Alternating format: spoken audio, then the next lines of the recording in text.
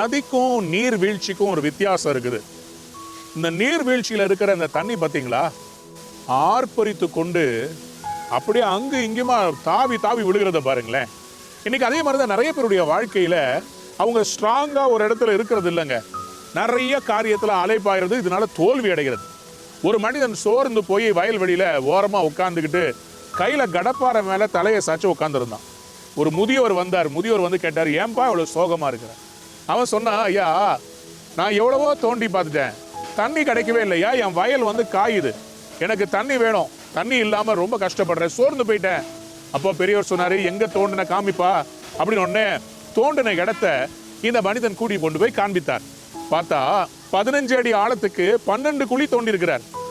அப்ப அந்த பெரியவர் சொன்னாரு, தம்பி உன்னுடைய எல்லா முயற்சியையும் பல இடங்கள்ல போட்டிய ஒரே குழியில, இந்த 15 அடி ஆழத்தை தோண்டினிய ஒரே குழியில நீ தோண்டி இருந்தீங்கன்னா அந்த 12 முயற்சிகளும் 180 அடியை தாண்டி இருக்கும்.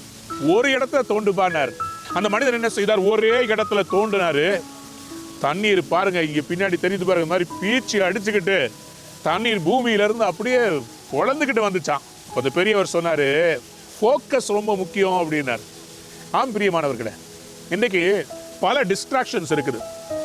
இன்ஸ்டாகிராம், ஃபேஸ்புக்கில், இன்னும் பல காரியங்கள் நமக்கு இதை வாங்கலாமா, அதை வாங்கலாமா, இதை செய்யலாமா அப்படின்னு பல ஆப்ஷன்ஸ் இருக்குது. ஒரு குடும்பத்தில் இருக்கிறவங்க தான் குடும்பத்தில் கான்சென்ட்ரேட் பண்ணணும். ஒரு பிஸ்னஸில் இருக்கிறவங்க பிஸ்னஸில் கான்சென்ட்ரேட் பண்ணணும். கடவுள் பிள்ளைகளாகிய நாம் கர்த்தர் மேல் கவனம் வைக்க வேண்டும். கர்த்தர் என்ன சொல்றாருன்னு பார்க்கணும். பல இடங்கள்ல அங்கேயும் இங்கேயும் போய் இந்த ஜோசியர் அதை சொல்றாரு, அவங்க இதை சொல்றாங்க, பக்கத்து வீட்டுக்காரங்க அதை சொல்றாங்க, எல்லா ஆலோசனையும் கேட்டீங்கன்னா தோல்வி அடைவீங்க.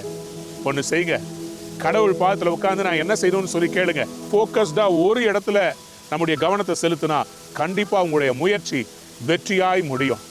பைபிள்ல அதனால்தான் எழுதப்பட்டிருக்கிறது, இரு மனம் உள்ளவன் தன் வழிகள் எல்லாம் நிலையற்றவனாய் இருக்கிறான். யாக்கோபு 1:8. A man who has a double mindedness, he is always not strong.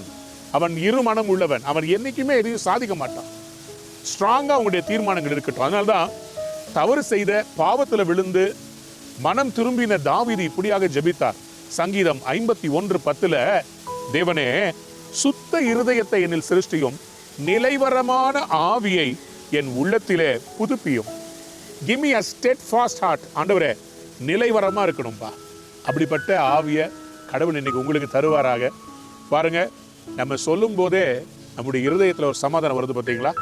நான் இந்த காரியத்தை உங்களுக்கு சொல்லும் போதே உங்க மனசுல எதை நீங்க சாதிக்கணும்ன்றத ஒன்னே ஒன்று, ஒன் திங் இஸ் நீடட், அதை குறிக்கோளாக மாற்றுங்க. உங்கள் லைஃப்பில் தவற விட மாட்டீங்க. இந்த நாள் நீங்கள் ஃபோக்கஸ் பண்ண வேண்டிய நாள். இந்த வருஷம் நீங்கள் ஜெயிக்க வேண்டிய வருஷம்.